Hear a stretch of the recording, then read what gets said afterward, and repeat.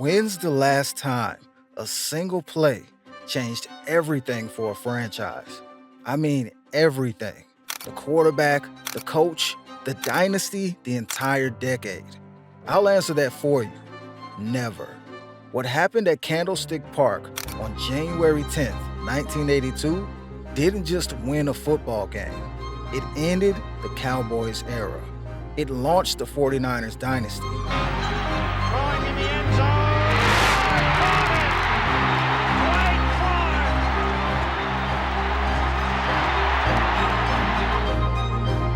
It inspired the childhood of a man who became the greatest quarterback of all time.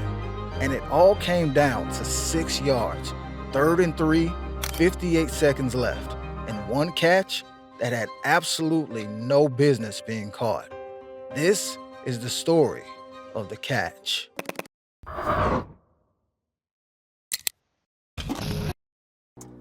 To understand why the catch mattered so much, you have to understand what it ended and what it started.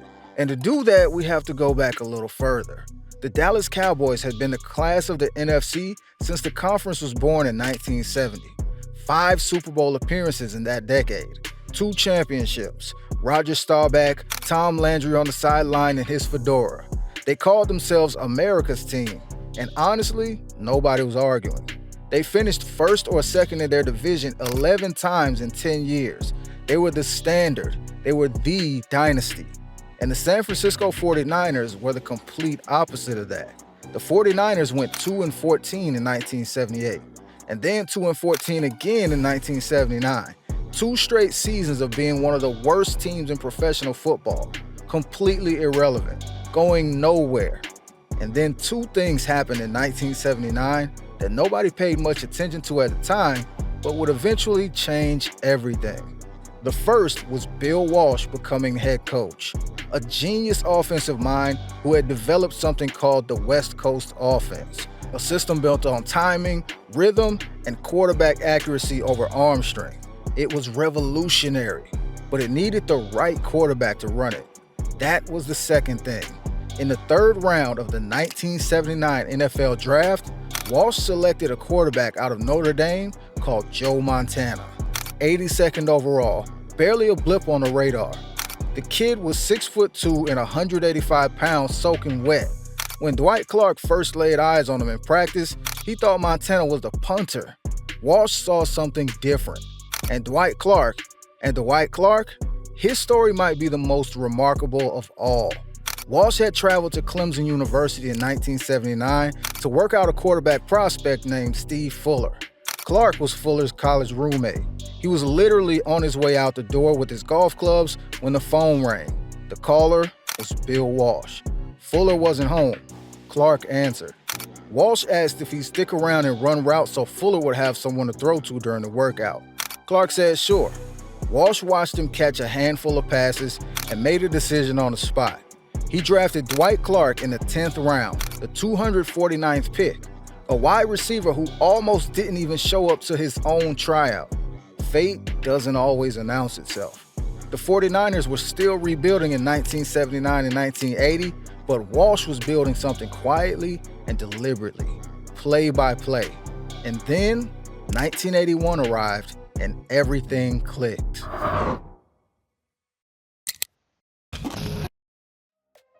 The 1981 San Francisco 49ers went 13-3. Nobody saw it coming. The year before, they had won 6 games. Now they were one of the best teams in football, and Montana was becoming exactly what Walsh believed he would be. A quarterback who didn't beat you with his arm. He beat you with his mind. Clinical, precise, almost impossibly calm under pressure. Clark finished the season as one of the best receivers in the game. They had also drafted Ronnie Lott, Eric Wright, and Carlton Williamson on defense that same year, and the unit became a nightmare for opposing offenses. This team was real. This team was dangerous. And when the playoffs arrived, they had home field advantage in the NFC. They handled the New York Giants in round 1. And then the NFC Championship was set. San Francisco 49ers versus the Dallas Cowboys. The upstarts against America's team. The future versus the past. And it was not clean or easy or comfortable, not even close. The lead changed 6 times, back and forth the entire game. By the fourth quarter, Candlestick Park was an absolute madhouse. And with just under 5 minutes left, the Cowboys took what looked like a decisive lead, 27-21. The 49ers took over at their own 11-yard line, 89 yards away from the end zone, less than 5 minutes on the clock, against the best defense in the NFC. This is where legends are made or exposed.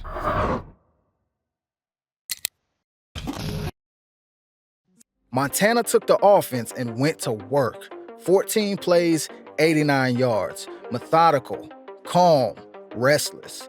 A reception to Earl Cooper just before the 2-minute warning. A 14-yard wide receiver reverse by Freddie Solomon to get the ball past midfield. 2 quick completions to Clark and Solomon to get inside Dallas territory. And with the ball on the Dallas 12-yard line, Walsh burned his second timeout. The next pass missed Solomon in the end zone. 2nd and 10 from the 12. A 6-yard run moved them to the Dallas 6-yard line. 3rd and 3. 58 seconds on the clock. A touchdown wins the game.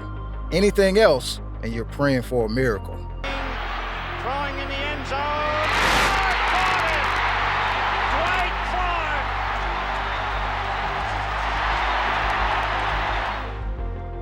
Clark! Walsh called the play from the sideline. Sprint right option. The primary receiver was Freddie Solomon, who had already scored on that exact play earlier in the game.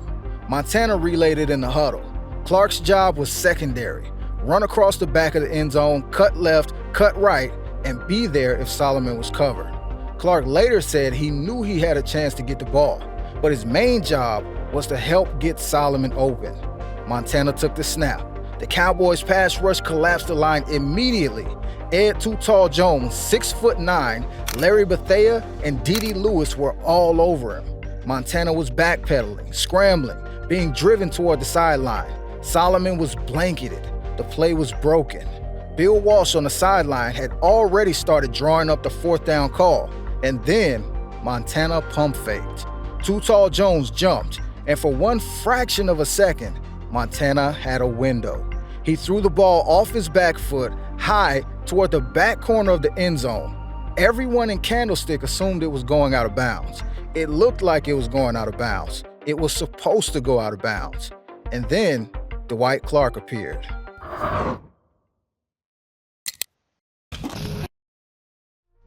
Arms fully extended, fingertips only, leaping as high as his 6'4" frame would carry him. Dwight Clark came down with a football that had absolutely no business being caught. Montana later said he never saw the catch. He'd just been knocked to the ground by Too Tall Jones. The first thing he saw was Clark's feet touch the turf in the back of the end zone. And then he heard the crowd, and he knew. Too Tall Jones walked over to Montana after the play and said, "You just beat America's team." Montana looked back and said, "Well, you can sit at home with the rest of America and watch the Super Bowl." The 49ers led 28-27. There was still 51 seconds left, and Dallas only needed a field goal. But the Cowboys' final drive went nowhere. San Francisco held on. Final score 28-27. The 49ers were going to their first Super Bowl, and the decade of Dallas dominating the NFC was officially, permanently over. Clark finished with 8 catches, 120 yards, and 2 touchdowns. But only one catch will ever matter. It took one play to change the entire direction of a franchise. 2 weeks after the catch, the San Francisco 49ers beat the Cincinnati Bengals 26-21 in Super Bowl 16, their first championship in franchise history, and it was just the beginning. The throw to Cooper, and Cooper scores for San Francisco. The 49ers have won it, beating the Cincinnati Bengals in the Super Bowl. The 49ers made the playoffs 8 of the next 10 seasons. They won 4 Super Bowls in the 1980s, more than any other team in that decade. Montana became the greatest quarterback of his generation. Jerry Rice arrived and became the best receiver the game has ever seen. Steve Young took the torch and won a 5th championship in 1995. an entire dynasty, 17 seasons of sustained excellence. And it all traces back to a 10th round draft pick who almost went to play golf instead of showing up to a workout, leaping as high as he possibly could, grabbing a football out of thin air with his fingertips. Dallas, meanwhile, did not return to the Super Bowl for the rest of the 1980s. America's team had to sit home and watch. There's a 4-year-old kid who attended that NFC Championship game at Candlestick Park on January 10, 1982. He grew up in the Bay Area. He watched Montana and Clark and fell in love with football because of what he witnessed that day. That kid grew up to become the greatest quarterback in NFL history by most measurements. His name was Tom Brady. The catch quite literally inspired the career of the man who would eventually challenge Montana's own legacy. That is the kind of gravity one play can carry.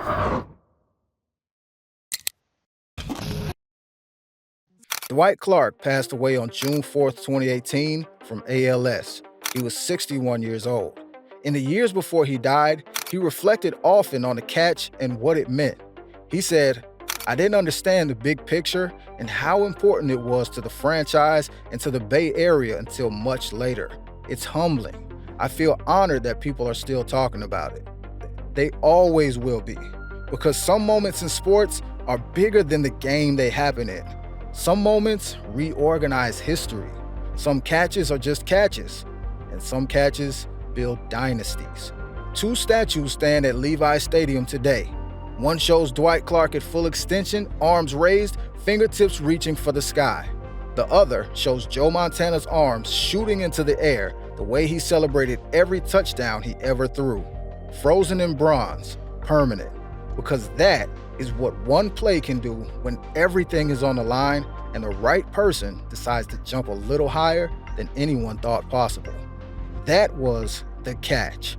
That was the beginning, and nothing in San Francisco 49ers history has ever been the same since. If you want more stories like this one, hit subscribe and drop it in the comments. What is the greatest single play in NFL history? I'll see you on the next one.